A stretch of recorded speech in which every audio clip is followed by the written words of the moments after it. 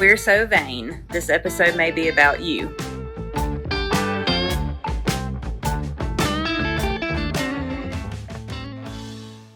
Welcome back to We're So Vain, Episode 8. Today, Dr. Schul will discuss a novel treatment for veins called Venaseal. Thanks, Leanne, and welcome back.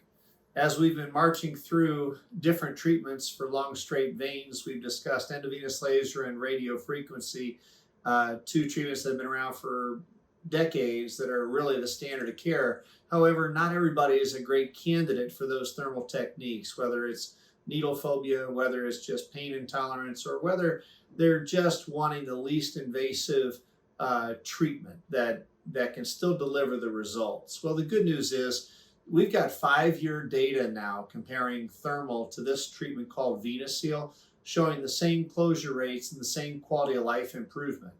And I want to take a minute to talk about Venaseal because, in all honesty, I didn't think Venaseal was even needed as a treatment. There was nothing long and straight that we couldn't fix with thermal modalities.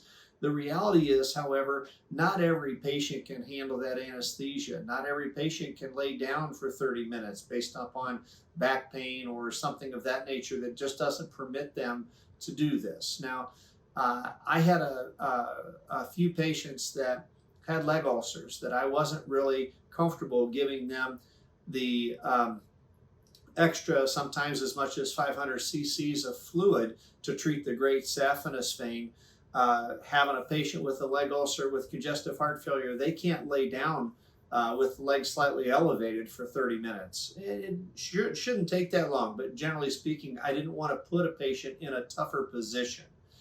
Those are the types of patients that I started using Venaseal, and I really have become a fan of Venaseal from the standpoint of the patient experience and the fact that it's probably the single most impactful treatment that I provide to somebody with symptomatic varicosities.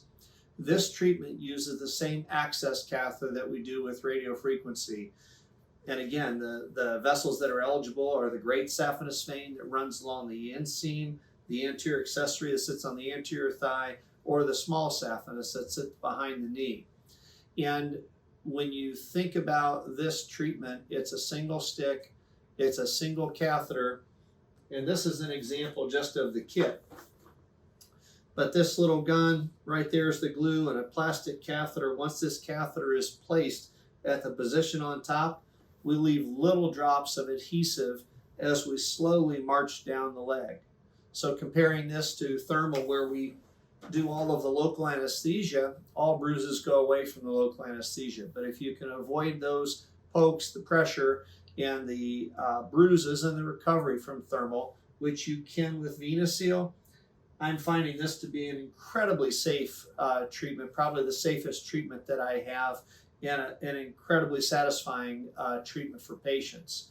So when it's all said and done, long straight veins, in my practice, we're going to use laser, radiofrequency, or Venaseal as our go-to treatments. And I believe that we've got all of the tools necessary for patients to make a choice on what they feel is best based upon their personal values and what they're seeking for in a treatment. So Venaseal, if you've got a long straight vein and you're wanting a lesser invasive option that shows the same quality of life outcome at 5 years as our traditional methods, then I think we've got it today. And if you've been looking for something that may be a little bit less invasive that can help you with your leg aching, pain, or swelling, it may just be that Venaseal is your option.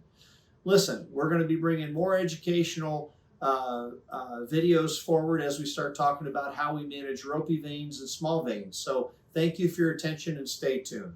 Bye-bye now.